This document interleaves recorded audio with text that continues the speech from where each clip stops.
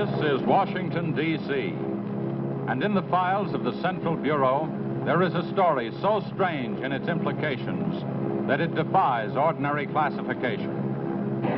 It is the story of a handful of people who, in the course of one desperate night, held back a wave of panic and pandemonium.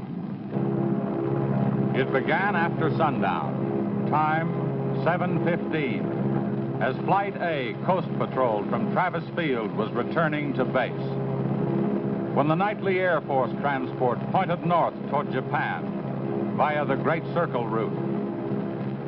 While at sea, the Navy and Coast Guard maintained their usual round-the-clock vigil. And from the equator to the Arctic, the radar network swept the skies with eyes that never sleep. Time 7:19.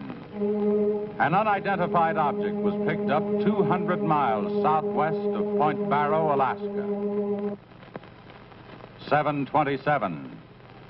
Unidentified object confirmed at Fairbanks, Alaska. Heading south-southeast, 170 degrees. Height, 75,000 feet. Estimated speed, 5,000 miles per hour. White warning. 7:39. Unidentified object 200 miles due west of Vancouver, British Columbia. Course 170 degrees.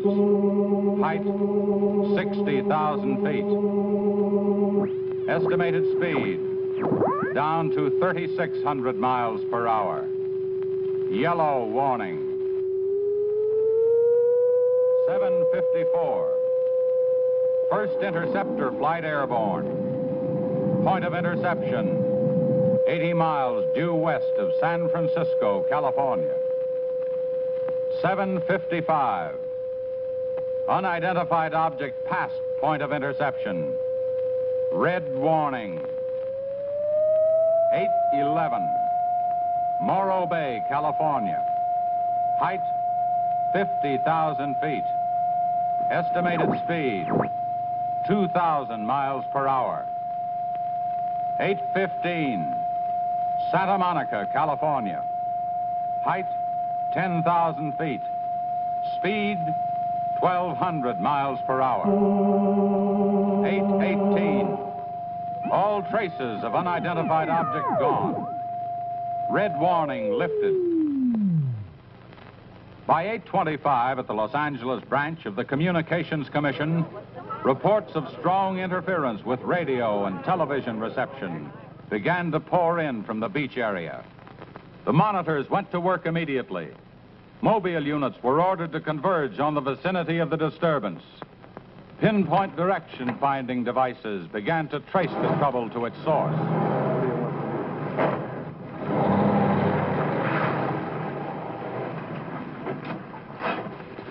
This is Mobile 1, Hazen speaking.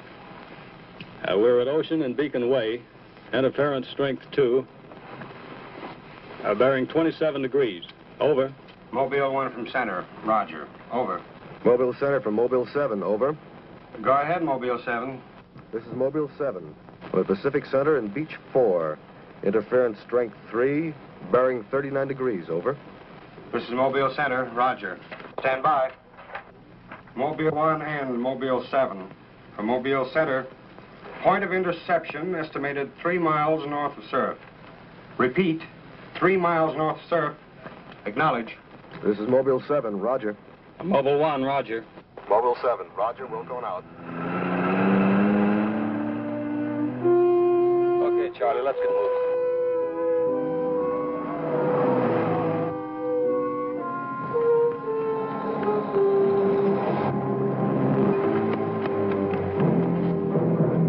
Yes, what is it? Take me to a phone quick. I need an ambulance. What's the matter?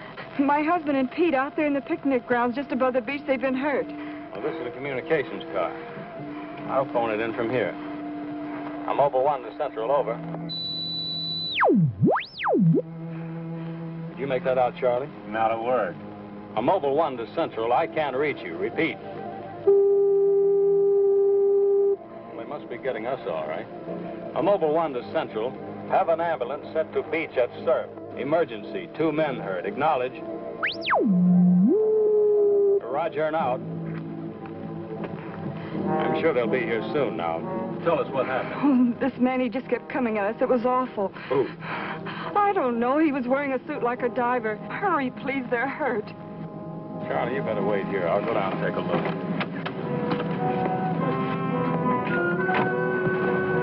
The young woman's hysteria became obvious as they reached the picnic grounds at the beach. There was no sign of the mysterious intruder, and little could be done for her husband and their friend until the ambulance arrived.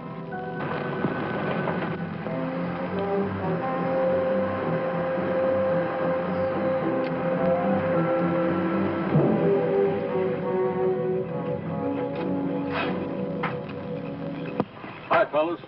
How are you doing? We're just taking another reading now. What happened down there? The police took the girl and one of the guys to the station. What about the other one? Well, he's on the way to the morgue. That was her husband. You're right on the button, Charlie. 44.7. Report back to Central if you find anything else. All right. Charlie, grab that portable and check the beach, will you? Got it right here.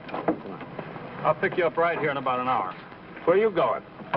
Police asked me to drop by the station and sign a report. I'll see you later. If you don't, you know where to look for the body.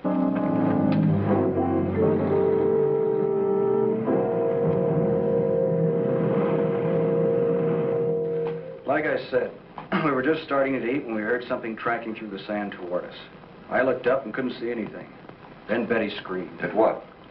I thought you couldn't see anything. At first we couldn't. Then this guy started toward us. What kind of a guy? How should I know? He was wearing some kind of a helmet over his head. He could have been a deep-sea diver or anything. All right. After you saw this diver, what happened? Well, we jumped up. Ed, that was Betty's husband, yelled at him to stop, but he just kept coming. I never saw anything like it. He didn't say anything. He just kept moving in. And then you say he attacked you. Well, we didn't give him a chance. Ed grabbed a piece of wood and took a swing at him. That didn't stop him. He caught the end. That's all I remember. Just because a man's taking a walk, there's no reason to slug him. Besides, you don't look like a guy who frightens so easy. How would you feel if somebody with a crazy helmet with pipes sticking out of it came at you in the dark? And look, I know this sounds crazy, but there wasn't any head in that helmet. No head. No head at all. It's the truth. I think you need some coffee. I don't want anything. It's all the same to you, Lieutenant. I've got to pick up one of my men at the beach. Okay, thanks for coming down, Hazen. Hope I didn't put you out. No trouble. So long.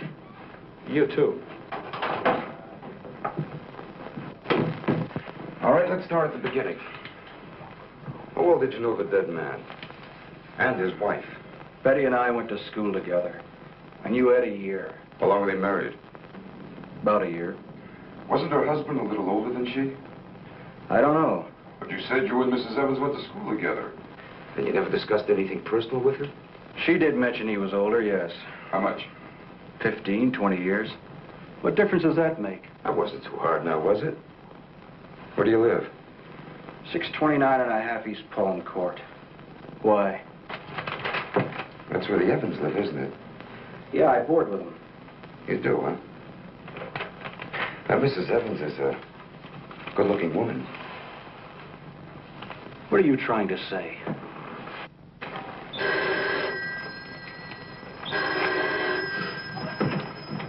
Lieutenant Bowers. Where? Yeah, I got it. I'll leave right away. Been on a murder. Near the beach. Keep an eye on this guy until I get back. What are you? You'll stay right where you are. At least until Mrs. Evans feels well enough to talk. What do you want from her? Oh, I just want to see if your story checks with hers. After all, you went to school together, remember?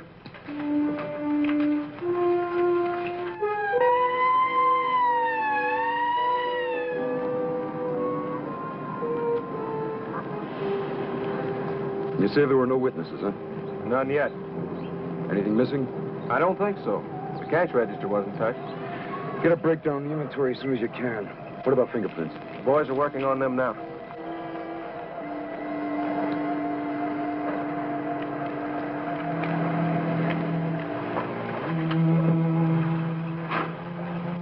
I'm late. What kept you so long? The lieutenant asked me to hang around a while.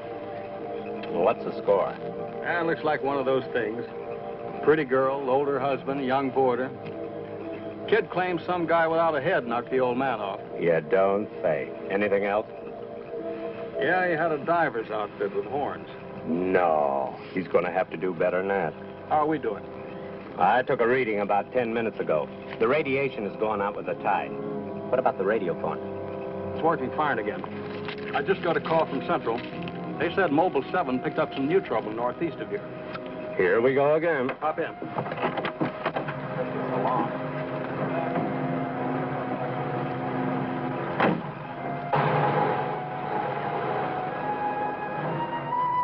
Who reported this murder? There he is there. He lives next door. His name's George Nelson. Hey, Mr. Nelson. Yes, sir. Come here, will you? I'm Lieutenant Bowers, homicide. You found this buddy?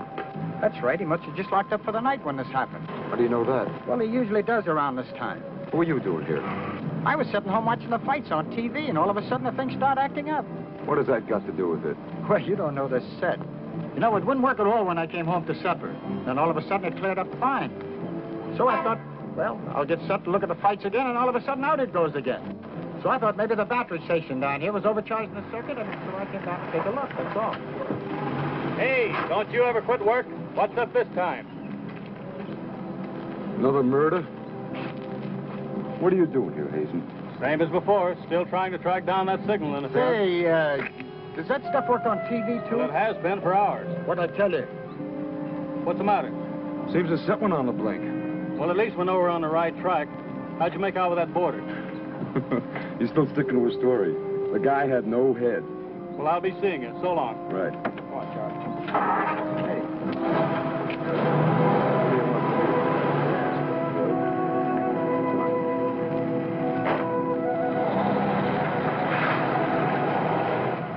And so the communications team resumed its mission to track the mysterious interference to its source. Via accurate readings taken at regular intervals by stationary and mobile units, it was determined that the disturbance was moving in a northeasterly direction. By 10:34, Mobile Center had pinpointed the disturbance at the edge of the Huntington oil fields. Units 1 and 7 were instructed to close in.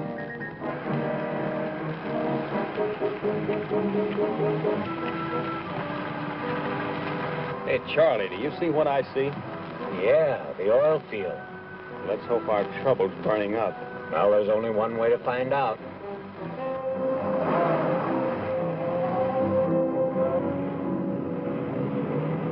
Look, Sarge. 2 murders and an explosion in one precinct is big news.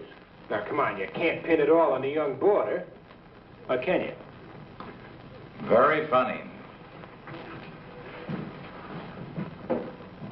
Yeah? I'm Hazen of the Communications Commission. Oh, the lieutenant's waiting for you. Thank you. Where's the wheel? You heard the man, Communications Commission. Tell me, just kind of interference happen very often? Never anything like this. It's on the move all the time. I mean, some harm with a transmitter in the car. It's not a transmitter. We don't get a definite disturbance, just interference. And you have no idea of what it is, huh? Not yet. How are you making out? Not so good. You were here when I questioned that boy about the murder at the beach. Did you get anything more out of it? Yeah. Come on with me. You might want to see this.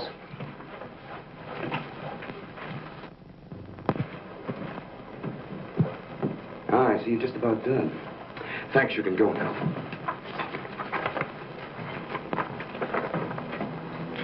Are you sure this is what the man looks like? What do you say, Betty? Well, just about, only I think the tubes were a little lower down. And you still insist there was no head inside the helmet? I'm positive there wasn't. What about you? Well, it was dark. I couldn't swear to it. Thanks, that'll be all. You mean we can go now? Yeah, for the time being. Just stick close to home. I may want to see you again tomorrow. We'll be there. Come on, Betty. Kind of changed your mind about those two, haven't you? Yeah, I guess I have. Hey, Lou, bring in the old man, will you? Don't tell me you believe this story about this whatever it is. I know it sounds as phony as it ever did. But, oh, sit down, will you please? You're the watchman at the Huntington oil fields? Oh, yes, sir. I've been with the company for over 22 years, sir. Yeah. Will you tell Mr. Hazen here exactly what happened? Well, sir, like I said before, I was just closing the gate for the night when I saw this fella coming up. I was never so scared in my life. Yes, go on. Well, it wasn't the man so much as the suit he was wearing. Well, he wouldn't stop when I hollered at him. He just pushed his way right in there through the gate and walked right up to the tank. Now, you carry a gun? Did you try to stop him? Well, he was much too close to the tank. I was afraid to shoot. So I thought I might call for help. And just as I got to the shack, the tank blew up. Oh, you should see the sight. Yeah, sir, can you give us a description of this man? How would you say he was dressed? Well, sir, like I said before, he wore a sort of flyer's not outfit with a helmet attached to it. How tall was he? Oh, he was a giant of a man. And he had tubes sticking out of that thing, that helmet he wore. Can you tell us what his face looked like? Well, sir, though he got pretty close to me, I could swear the man had no face. Now, if you saw this man again, would you recognize him? I mean by his outfit. Oh, I'll never forget that sight if I live to be 100, sir. Would you say this is the man? Wait, sure, that's him. Thank you very much. You may go now. All right, sir. Thank you. Well, Hazen, what do you say now? Beats me.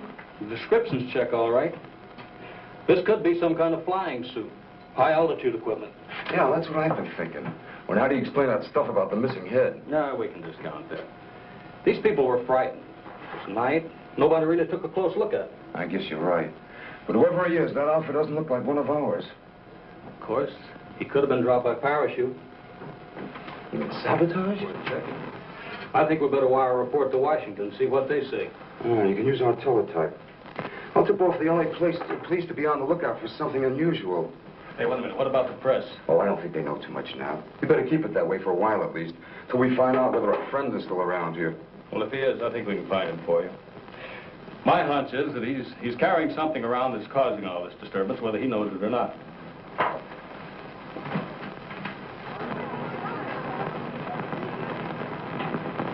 Yeah. Kill that page 1 lead. They let the boarder and the girl go. Hmm? How do I know? Maybe the lieutenant thinks that the guy in a flying suit knocked off the husband. Mm-hmm. No, not a chance. Not a chance of an exclusive on that picture. They're making a blanket release in the morning. Hmm? Oh, there's a guy from the Communications Commission in there now. Yeah, I'll call you back later if there's anything new. Okay.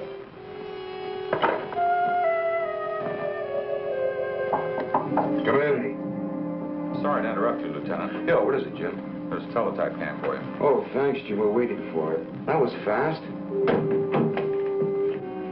Well, here's our answer. Looks like they never sleep in Washington. Says to contact a Major Andrews, care of Dr. Wyatt, director of the Griffith Institute. Hey, it's kind of late. Maybe I'll give him a call. While you're at it, I'll go out the car and check in with Central. Okay.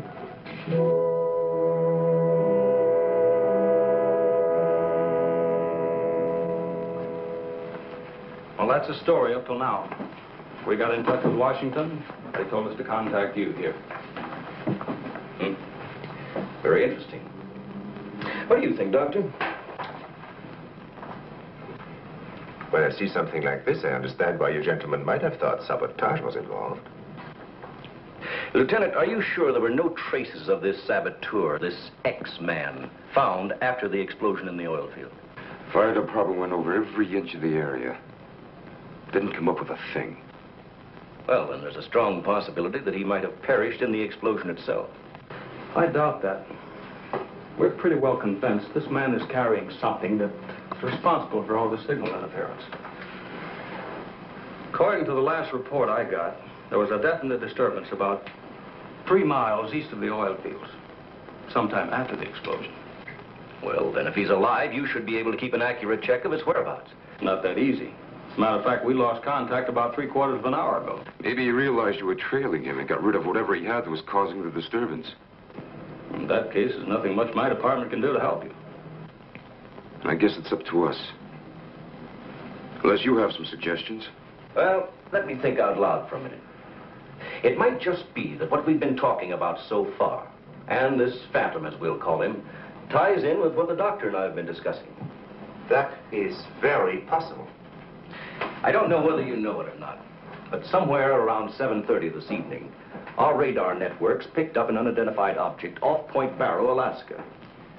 They traced it clear down to Santa Monica before they lost it. Santa Monica? That's where we first picked up our radio interference. Yeah, right at the scene of the murder. Well, then, if all these things tally up, we've got some idea of how our man got here. You mean that he came in some plane? In that case, somebody would have seen it land and take off again. Or did it crash? No. No, we don't think it was a plane. No rocket or jet that has been built so far can attain the speeds of 5,000 miles an hour, particularly for such a great distance. And maybe we're on the wrong track altogether. Couldn't your unidentified object have been a meteor? They travel at a terrific speed. Yes, fast enough for most of them to burn themselves out the moment they hit the Earth's atmosphere. And did it occur to you that meteors are not very likely to travel horizontally, all the way from the North Pole to California? Well, if it wasn't a meteor, or a flying missile of some type, how do you figure this phantom ties in? We're not sure that he does. I don't care what you say, but it doesn't make sense to me. Anybody trained in sabotage would stay undercover. This guy's walking around in a monkey suit, killing people. Excuse me, Dr. Wyatt. Is there a Lieutenant Bowers in here? Oh, yes. What is it, miss? There's a Mr. Wakeman from the Chronicle here to see you. Wakeman here? Now, what does he want? Well, there's only one way to find out. Before you go, Lieutenant, I don't believe you have met my assistant, Barbara Randall. Well, hello. Hello. It's Mrs. Randall, Lieutenant. I'll be right back. Barbara, you know the Major. Of course. And this is Mr. He's in the Communications Commission. How do you do? Well, I see you are working a little later tonight than usual. Yes, my husband's teaching a late class, and he won't be able to pick me up for a while. Besides, I had some work to do in the lab. Well, at least you'll have lots of company. All right. So I shouldn't have come up here. But I gotta get your angle on this Beach murder. And your whole department is shut up. Look, Wakeman, will you stop bothering me? There's nothing to say. If you got an exclusive story from that Evans Damon or Board, then you know as much as I do. Yeah, but that still doesn't explain anything about the guy without a head. Come on. Who is he? Your guess is as good as mine. You mean you let those two kids go without knowing that? I don't buy it. Well, I did. Well, then you must have an awful good reason. I bet you're trying to tie it in with that other murder. All right, Lieutenant. Don't tell me. I'll get my story somehow. Oh, if you want to know how things turn out, read the Chronicle in the morning. That's right. Now get in touch with Charlie in Mobile 1 and have him call for me here. Okay, honey. Well, did you come up with anything? No, we're just briefing Barbara here. It's just amazing the way you've been able to put these things together. Don't kid yourself, Mrs. Randall. It seems the press knows as much about it as we do. Well, let's hope they don't come to the same conclusions. A few lurid headlines, and every fool in the country will be seeing phantoms in spacesuits and men from Mars all over the place. Yes, I can imagine. And mass hysteria is difficult to check once it gets started. That's why we've got to move fast. Well, from the looks of things, I guess it's up to me. I'll be in touch with you as soon as I hear anything. See you. By 12:30 a.m., the dragnet was in operation. Mobile units patrolled the streets and countryside. They covered an area 35 miles square. Special and sensitive equipment was prepared for action. Everyone on the job was ready to move on the first signal from the Communications Commission. Monitor Corona to Mobile Center, strength 4, Brickyard at 160th, moving toward oil fields. Contact your units. Over and out. Units 1 and 7 from Mobile Center. Units 1 and 7 from Mobile Center. Strength 4, interference at 160th in the oil field. Moving due east. Close in. Repeating, strength 4, interference at 160th in the oil field. Close in.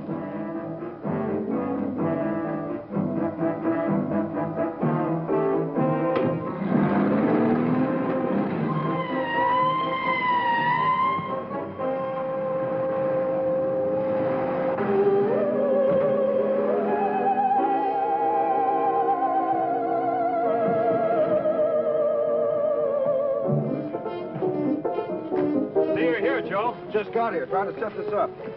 What gives, Hazen? It's in this area, all right. I brought the Geiger counter. Thank you, Doctor. Why don't walk over those oil fields? Well, it doesn't register as far as the oil field. I think we'll do better if we split up, man. Right, Lieutenant. You two go that way. Lieutenant, out here. Joe, you follow him. Come on, Doctor. And you? Oh, forget it.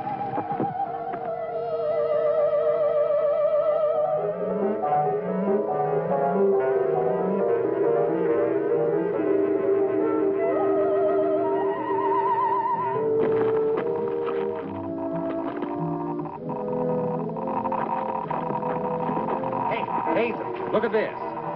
Yeah, points this way. Hey, Joe. Joe.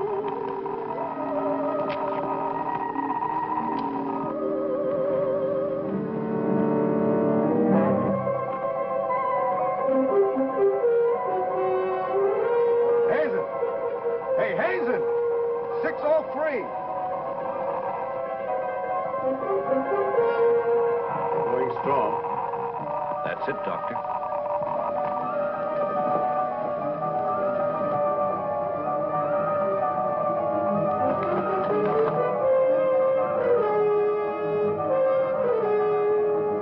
It's leading this way. Come on.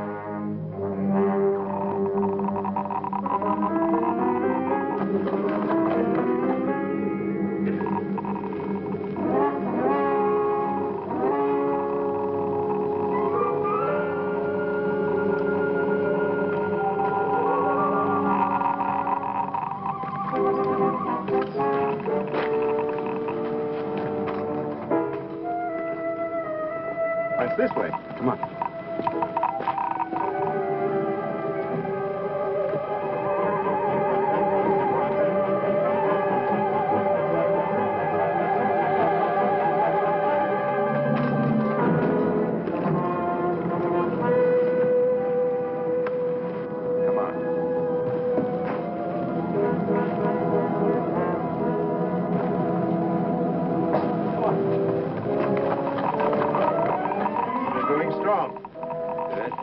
That's right.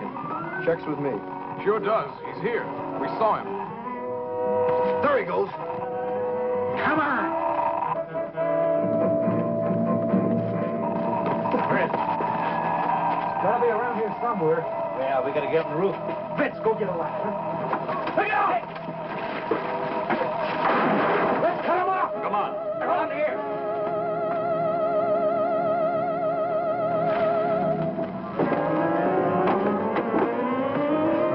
Anybody see him? There he is.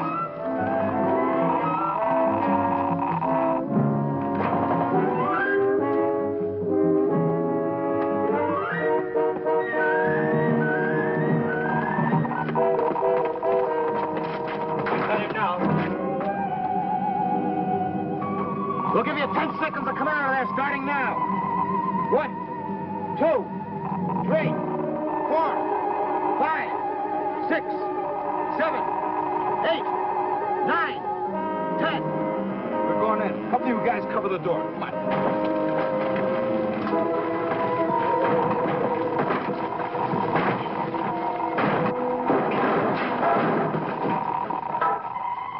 Why, there's nobody in here.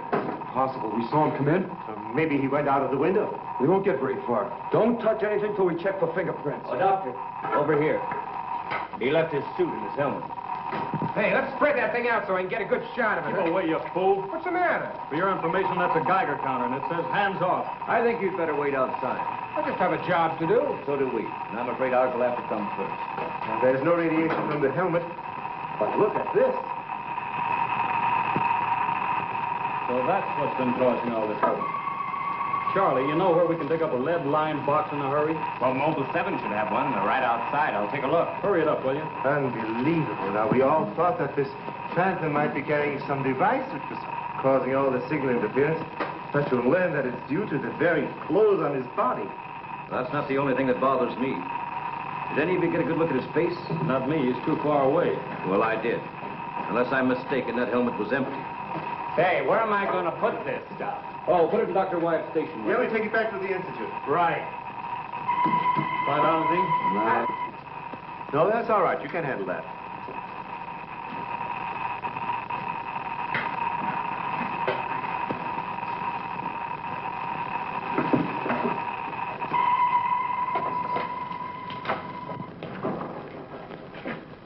Any luck? Not a sign of him. The boys are still searching the grounds. For what? Nobody knows what he looks like without that outfit. I'll bet on that, Major. The reporter got a flash picture of him, and I just happened to borrow that film. It's on its way to headquarters right now to be developed. Good. Send us a print as soon as you can. Sure. Lieutenant, are you sure you don't want to come with us? We want to make a few tests at the lab. I'd like to, Doctor. But you know the situation. I gotta get that guy. Let me know how you make out, will you? Yeah, we'll do that, sure.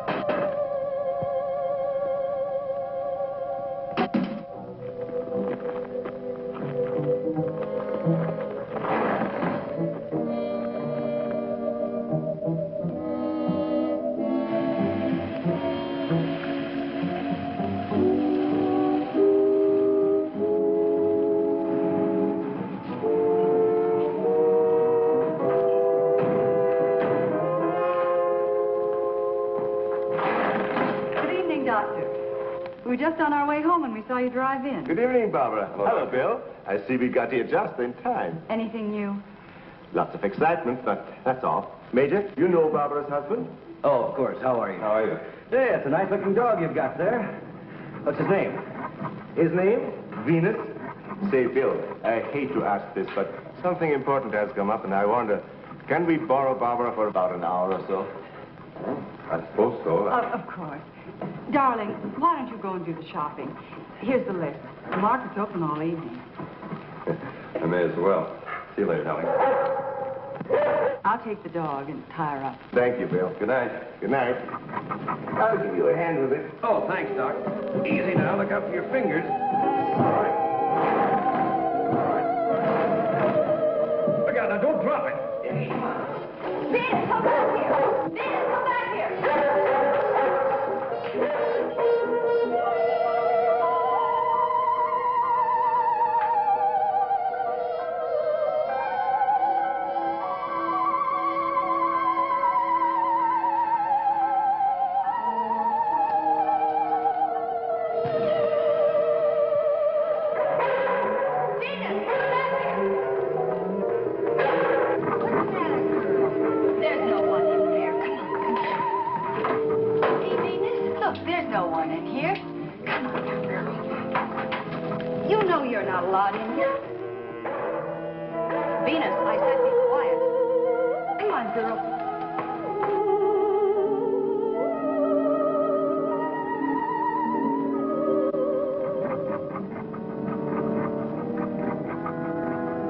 Now you stay right here, Venus, and I don't want to hear one sound out of you.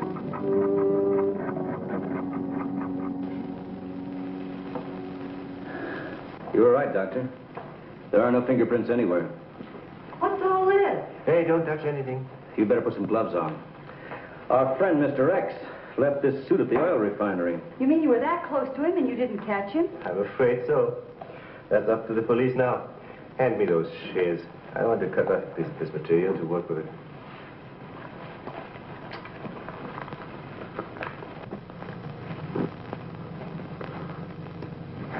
Hey, you better have those sharpened. But I just bought them. Well, Here, try this knife.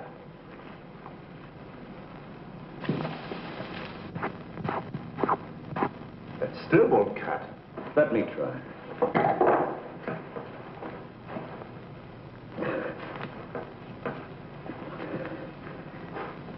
This stuff is tougher than nylon. Why don't I try it over a Bunsen burner?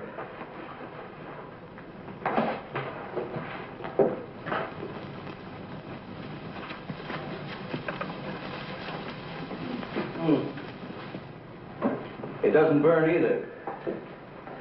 Let's take a look at it under the microscope. Look, it's magnetic. Magnetic? Here, look. Radioactive. And apparently indestructible. Thank you.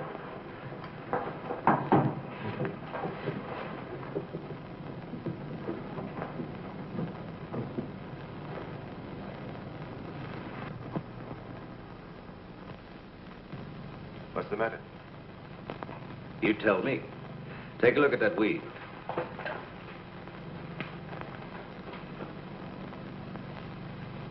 What weed? There is none. This material is one solid mass. May I see it?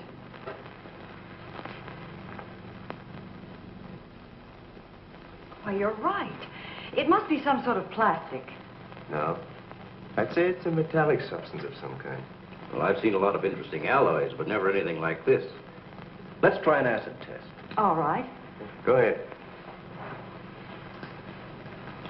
Careful now. We'll only take a drop or two.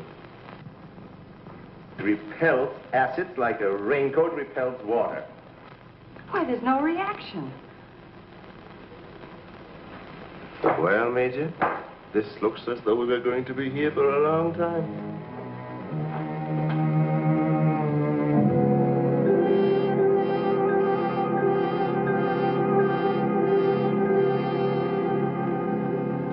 Now we have it. The helmet is not radioactive. The suit is. There is no doubt. This spacesuit is conditioned to function above 63,000 feet, where human blood would boil, resulting in the body expanding to twice its size. And death, of course. I know. And it must withstand pressure and counterpressure. Also, it must be so supercharged it can function in thin atmosphere. Now, let's see what it is that is left in this breathing apparatus. Well, how are you doing?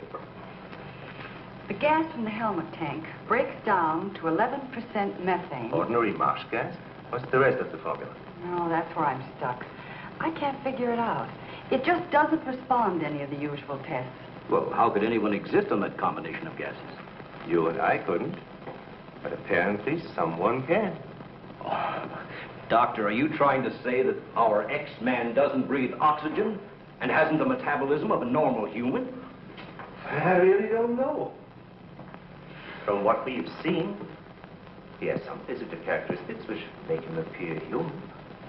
But added to them is this fabulous radioactivity that none of us could stand. I am puzzled.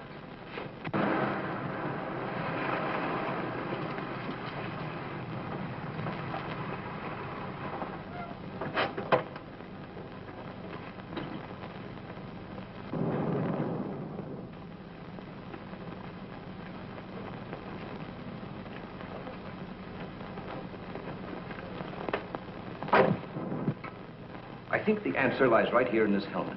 Obviously, he needs it to survive. Otherwise, he wouldn't have risked wearing it where he was sure to be recognized. As it is, he only took it off when he was cornered. But if what you say is true, how can he exist without it now? Let me put it this way. It's like a patient in an iron lung. Sometimes one can be removed for hours at a time without any ill effects. Exactly. And I think the same principle applies here. And that means sooner or later, he has to get his breathing apparatus back or die. I don't understand. Well, I've got an idea. If we were to return this whole outfit to where he left it, he might be tempted to come back. Dr. Wyatt speaking? Yes, he's here. No, thank you. Hello, Major. Still at it, huh? Mm-hmm. No, we haven't got a thing, no. The picture? Yeah, hold on. He says the picture the reporter took of our man didn't come out. I was afraid of something like that. The radioactivity must have burned the emulsion. Hello. No. No, we didn't find any fingerprints at all in his clothes. Did you find any? Oh, too bad. Hello? Will you wait there, please? We don't know what to make of this either. Have you heard from the communication boys yet?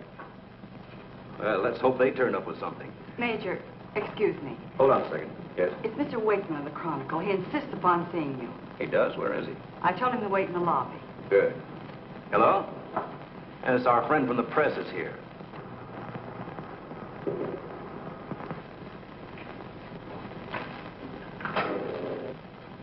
Don't worry, I wouldn't dare let anyone in on anything. At least not till we get something concrete. Right.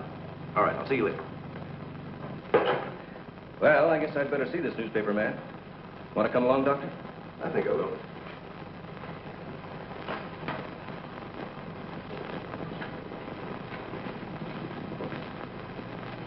Oh, hello. Remember me?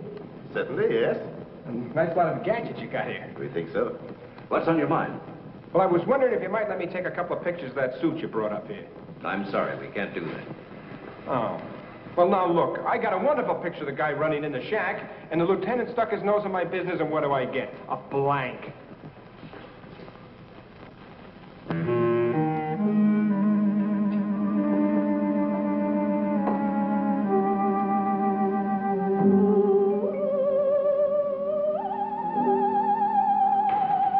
Is that you, Doctor?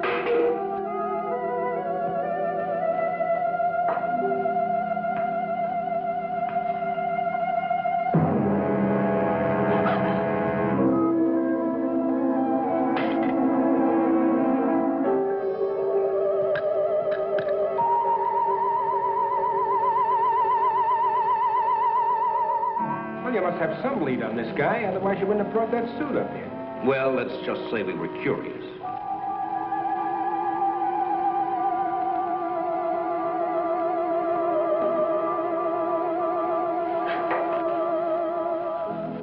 Hello, Bill. Are you back so soon? Isn't Barbara through? I don't know. She's still in the lab. Why don't you go up and see? Thanks, I will.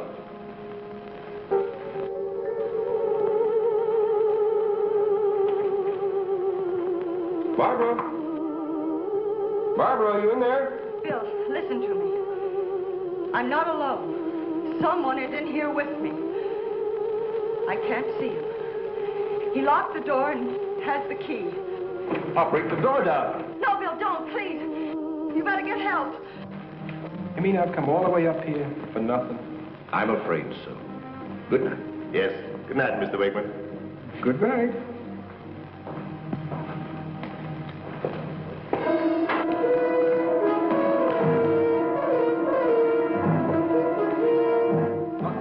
Major, come quick. What's the matter? What's the matter? Where's Barbara?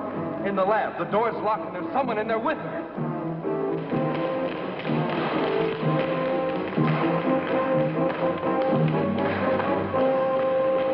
I thought you said the door was locked. What? She's gone. Oh, cover the main entrance. That's the only way anybody could leave. I will. Well, in that case, we would have seen her on our way up. Well, then she must still be in the building. We'd better split up. I'll take the roof. Barbara! Barbara! Barbara! Barbara!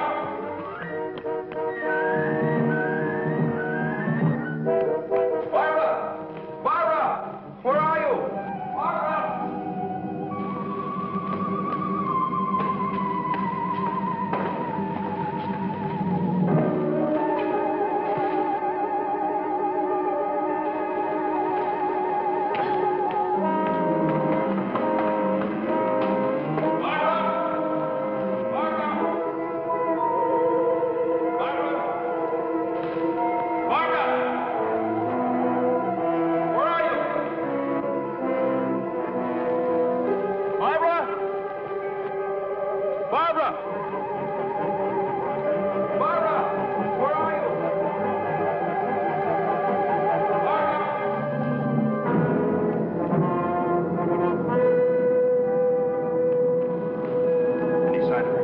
Not yet. She must be around here someplace. Now, you stay here. Watch the main entrance. And I'll check the basement.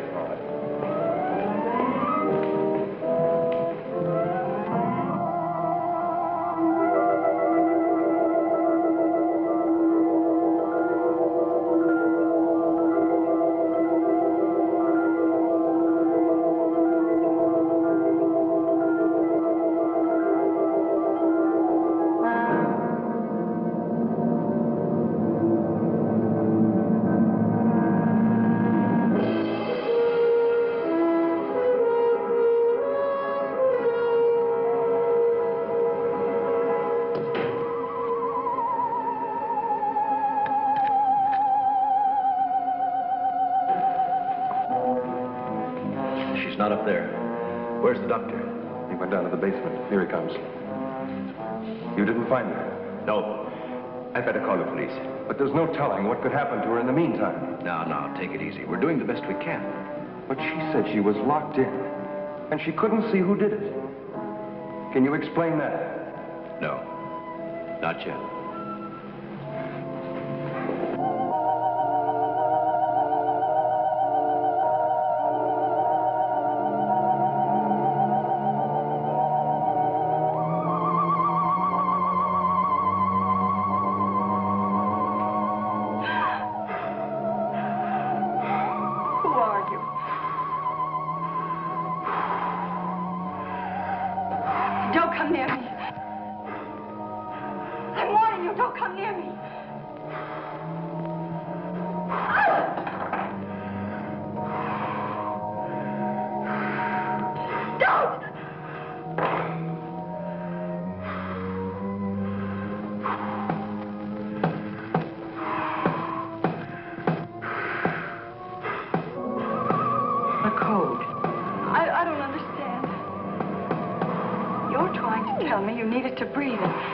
Much left in the tank. 1, 1, 2, 1, 1, 2, 3.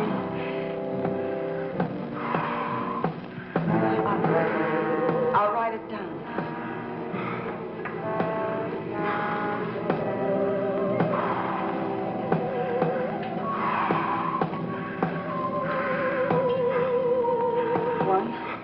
One, 2. 1, 2, 3.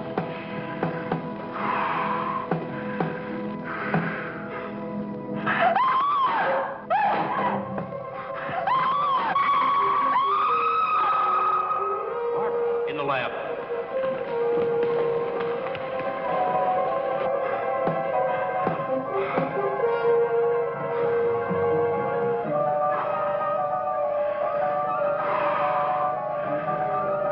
No, please don't.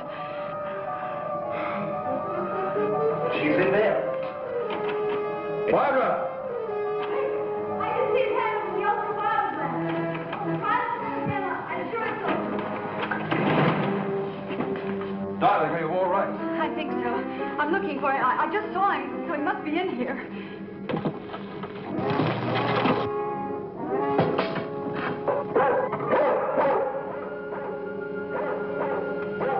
Steady feet to the ground. He would be killed. I'd better go.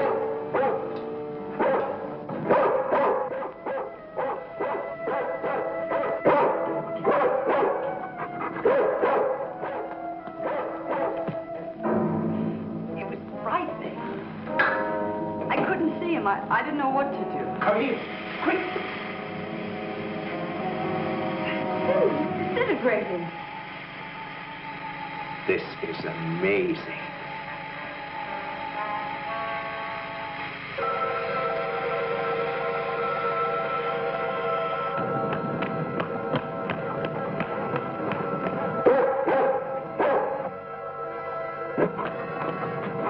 Now, quiet down, Venus. Quiet down.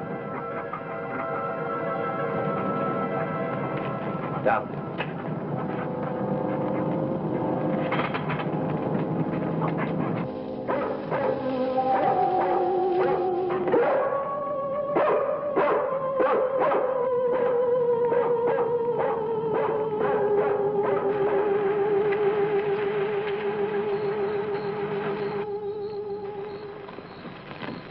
Mobile Center from Mobile 1, come in, please. This is Mobile Center. Go ahead. Get hold of Major Andrews or Dr. Wyatt at the Institute. I want to talk to either one of them. I will do. Stand by, Mobile 1.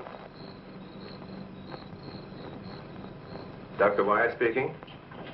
Oh, yes, Mr. Hazen. Yes, we're still at it.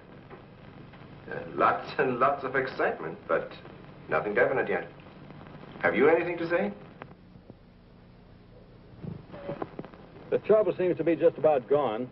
We get a flash in the direction of the observatory once in a while, but I figure that's because of the outfit you're testing. Yes.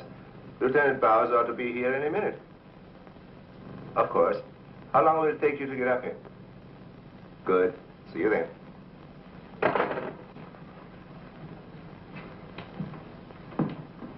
Thank you, gentlemen. Put it down here, please. Barbara, putting that cord in over there. Now you're going to see... I have to resort to ultraviolet light in order to show you what little there is left of the spacesuit. As you can see, it has reduced itself to this liquid, and it is in an evaporating stage. The helmet is in the lab and still intact.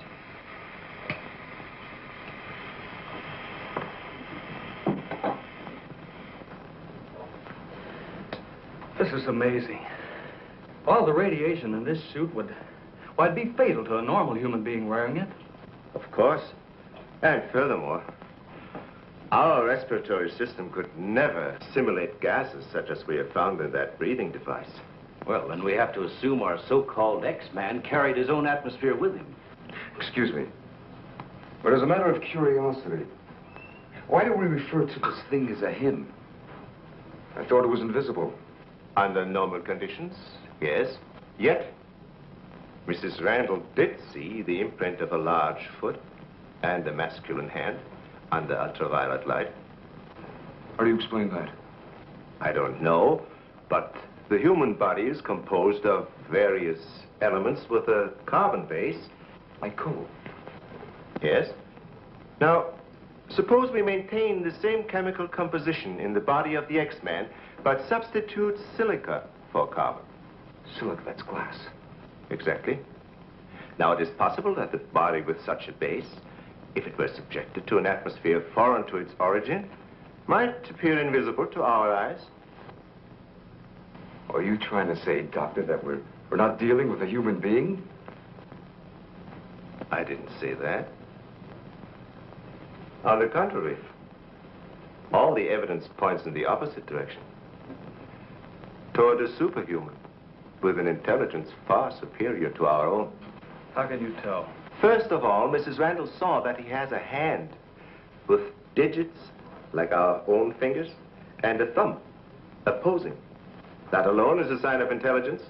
And he comes from a civilization that has developed adequate space transportation to enable him to travel to Earth. We have nothing yet that can reach even another planet in our own solar system. That could account for the unidentified objects picked up by radar a few hours ago.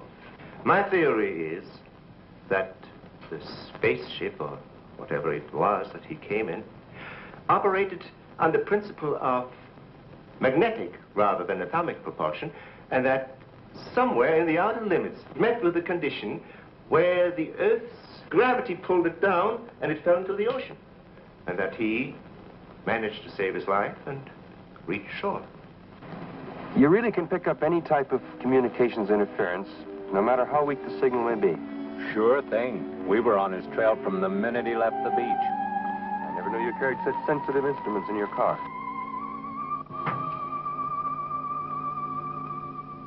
What you told us is very interesting, Doctor.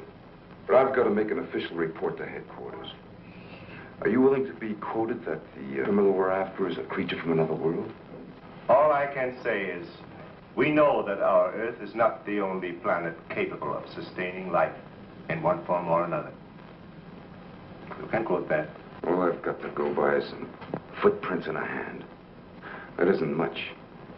No fingerprints, no description, no nothing. And we're after a killer. Has it occurred to you that our X-Man has no apparent motivation for his acts, and might therefore not be an intentional criminal at all? You have a point there. Hey, wait a minute. Come to think of it, the young boarder we suspected, he did say that the girl's husband threw the first punch. So? So that could have been enough to provoke the strange creature. And the same could have happened at the second murder. Sure. But what about the fire in the oil fields? Evidently, our man sensed the presence of some gases, which he thought might be utilized in his breathing apparatus. Yeah, that could account for his presence at the oil refineries, where something went wrong, causing the explosion. Too bad he got wise to us and took off his uniform, or we'd have been able to catch up with him by now.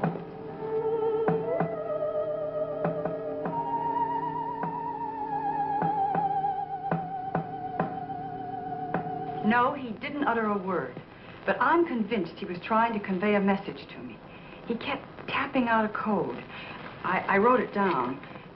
Let me see that, please. Doesn't make sense. Well, it may be based on some mathematical system we know nothing about. But he was trying to tell us something. Why did he run away?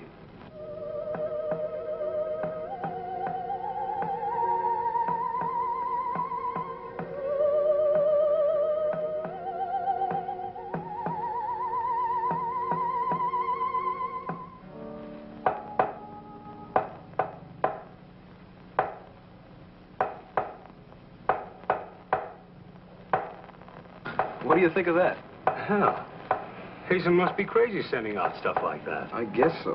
Why don't you try and get a hold of him? Yeah. Mobile 1 from Mobile Center. Come in, please. Mobile 1 from Mobile Center. Come in, please. Mobile 1 from Mobile Center. Come in, please. Hey, that's Central calling.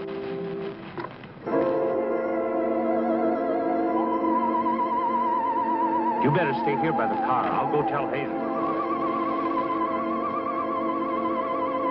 Yes, Colonel Powell. Of course, I'll mail you a complete report first thing in the morning. Yes, sir, thank you. Oh, and I'm awfully sorry to disturb you so late at night. Right, good night, sir. He's around here, this invisible guy. He was in the car. How do you know? I was talking to Randall outside when I heard Central calling. Before I could get over to answer, I saw the door open and shut by itself. He's desperate. For all we know, he could be trying to send a distress signal to his home base, wherever that is. Well, let's hope he doesn't get through. We've got enough problems with just one of those guys. Well, at least we know he's surrounded the vicinity, and it's obvious what keeps him around. Of course. He's got to come back for what little gas there is left in his helmet. And when he does... Oh, please, the most important thing is to take him alive. If we can only make each other understand, there's no telling how much science can profit. I'll go along with that, Doctor. But I've got to make sure that once he's cornered, I'll be able to hang on to him. I think we're all agreed on that. All right, good, then we must see it from his angle. He's in an alien world. No doubt we are as frightening to him as he is to us. Now, the most important thing, then, is to keep calm at all costs and do nothing to provoke him. Immediately, a simple plan to trap the Phantom went into operation. All obstacles to his entry were removed. To erase any possible suspicion, the doors were left unguarded, and inconspicuous electric eye equipment was set up. All this was connected to a makeshift control board, which would immediately signal the exact location of the trespasser. Now, there was nothing to do but wait. The one road leading to the Institute was blocked off to make certain no outsider would upset the plans or interfere in any way. What's the big idea? Sorry, nobody's allowed through here. Who said so? Lieutenant Bauer's orders. Oh, is he up there? He might be. Well, you get word to him that Joe Wakeman of the Chronicle is here. Sorry, bud, I can't leave. Oh, what about them over there? Hey, you over there. Me? Yeah. Aren't you the guy from the communications outfit? Didn't I see you down at the oil fields a couple hours ago? What of it? You got anything to do with this? Well, you'll have to ask Lieutenant Bowers about that. How can I if he won't see me? That's a good question.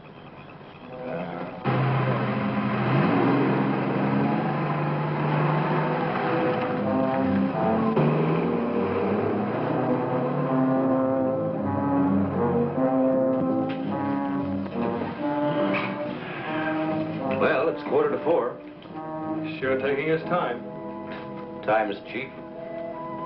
Yeah, well, how long can you sit on the edge of your chair like this? All year if we have to. I only hope this mechanism works. It will, unless he flies in between the wires. I wouldn't take any bets that he can't.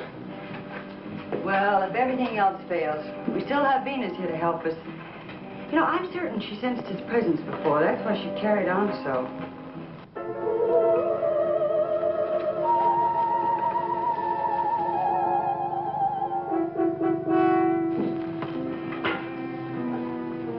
What's the matter, Lieutenant? Is this thing getting you? Oh, no. I'm just thinking about public reaction to all this. I'll give something to the press by morning.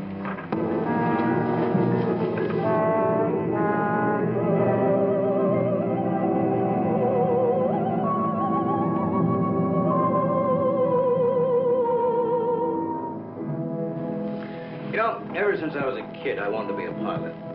Then after I got my wings and had 75 missions, I thought I'd seen everything.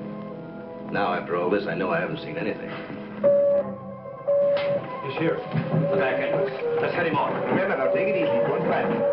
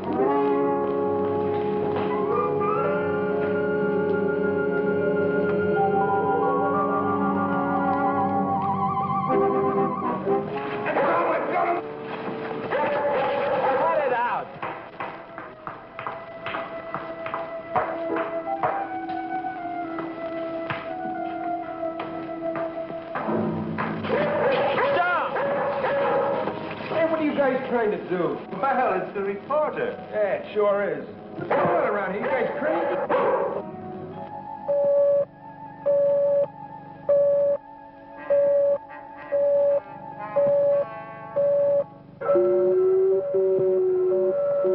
How'd you get in here? Oh, that don't make any difference. Come on, what's up? What's going on?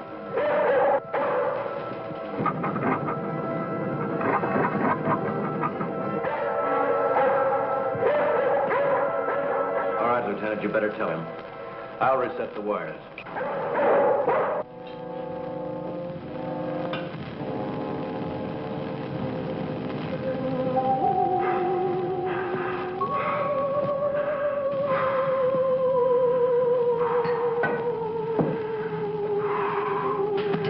Don't be afraid. We want you to live. Don't you understand?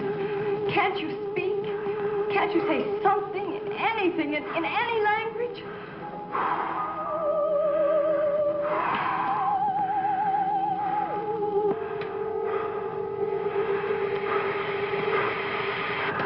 Listen, everybody. He's in the lab with me now. He's in the lab with me now. Venus, be quiet. The door is unlocked. Hurry. He's having trouble breathing. I don't think he can last much longer. And please, don't let Venus get at him. And walk in quietly. Quiet, Venus.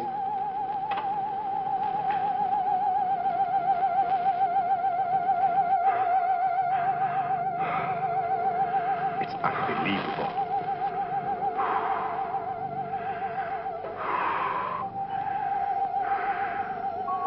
You see, there's nothing to be afraid of. Nobody wants to hurt you. I've tried to reason with him. I feel he understands, but he can't speak. Wait a minute. I'll try his code. I think I remember it right.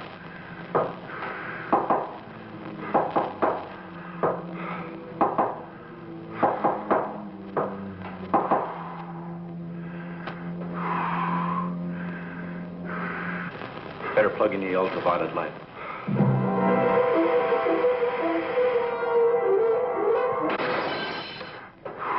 Oh, you scared him.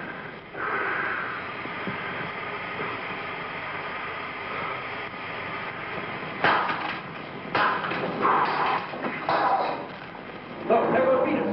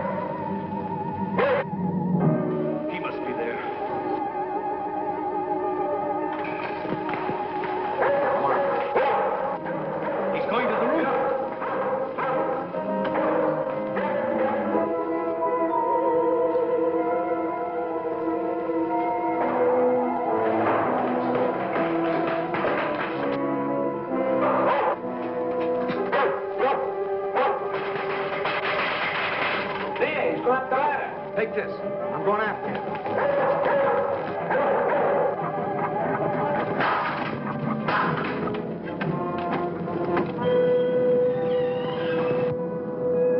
The door. In here with a big telescope.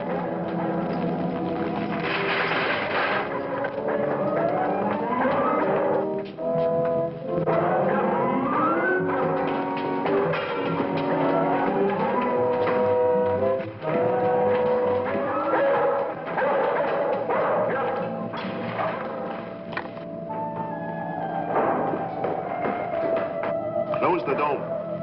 The switch is over there.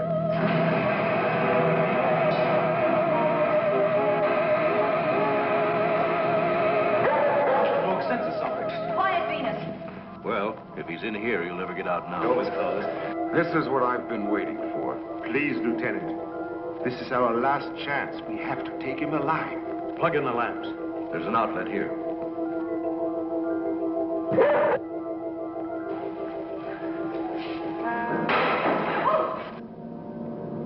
He must be up there.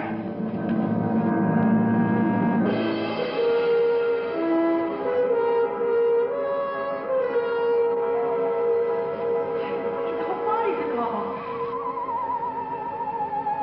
If I hadn't seen this with my own eyes. What do we do now? Stand back.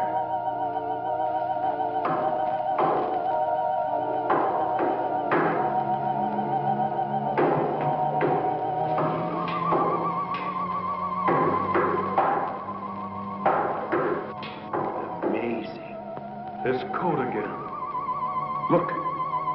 He's trying to speak, but no sound is coming out of his mouth. Look at Venus. She acts as though she hears him. Yes. Dog can hear sounds that we can. His voice must be beyond the range of the human ear. Maybe he's screaming. He's suffocating. The glow, it's almost gone.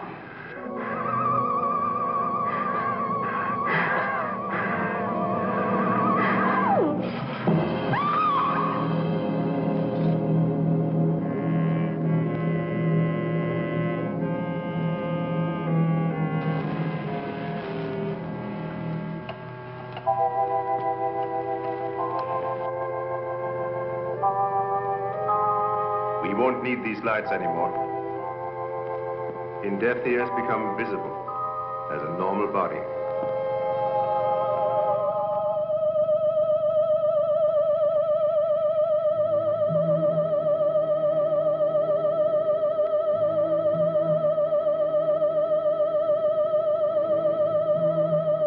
Look.